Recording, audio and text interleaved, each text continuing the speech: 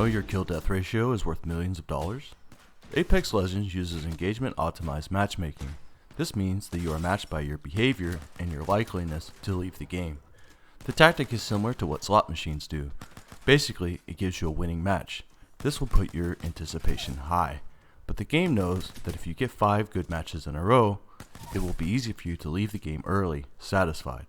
This is not the goal, obviously, because the more you play, the more addicted you get, the more money you will put into the in-game store for skins, battle passes, and so on.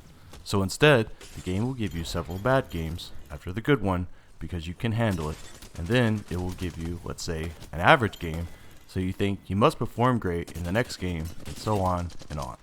Riding your serotonin levels and giving you that carrot on the stick, so to speak. It's the most scammy method developers do these days, and Apex is not the only one. Most modern games are using this engagement method. So what does this have to do with your KD?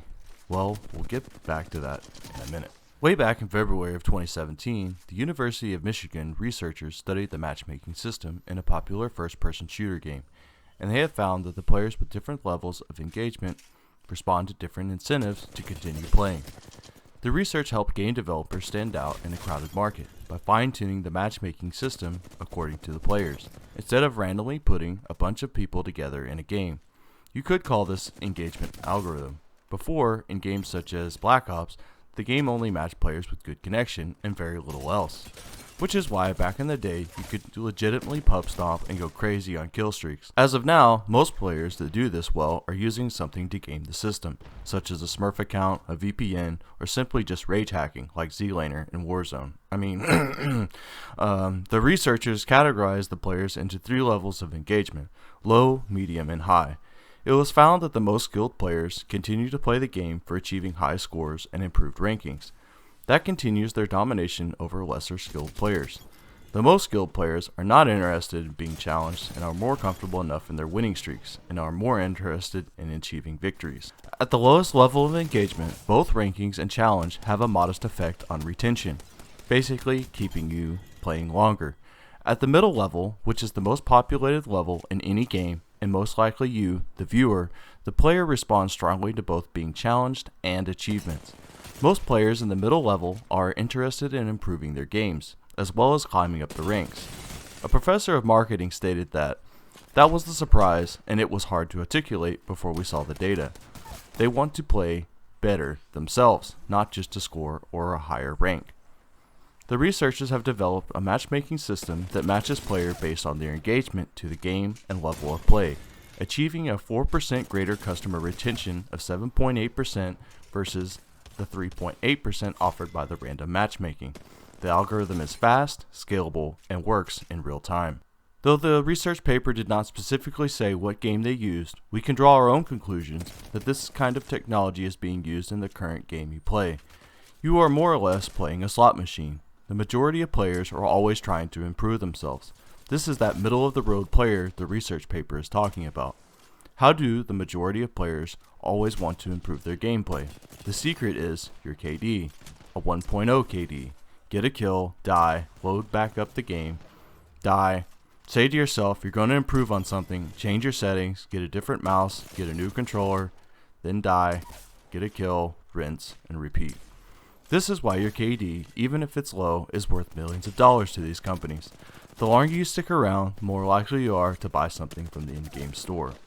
Before I go on, I'd like to thank the University of Michigan and specifically Professor of Marketing Machada for helping me in the research for this video, and without them, this information would not be possible. Thank you. Now, I'll look into the future of online games. As of now, if you were to take a survey of how much fun you actually have playing games such as Apex, I'd be willing to bet that most people, or at least the average person, doesn't really have much fun.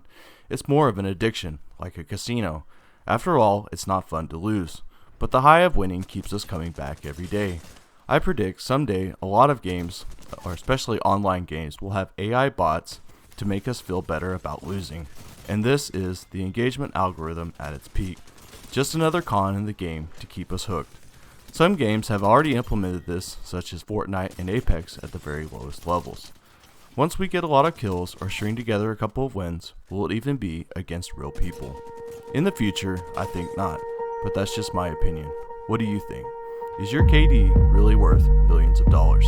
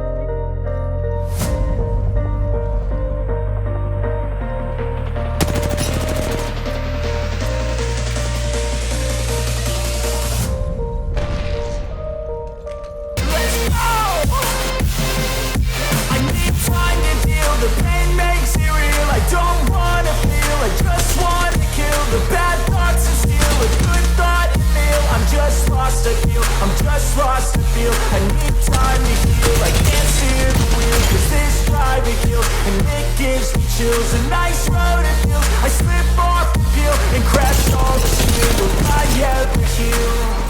I can't move on till I let go. I feel so lost, never at home. Need to be strong, every breath hold. 'Cause I can't move on till I let go. I can't move on till I let go.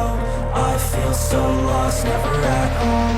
Need to be strong, every breath hold. 'Cause I can't move on till I let go.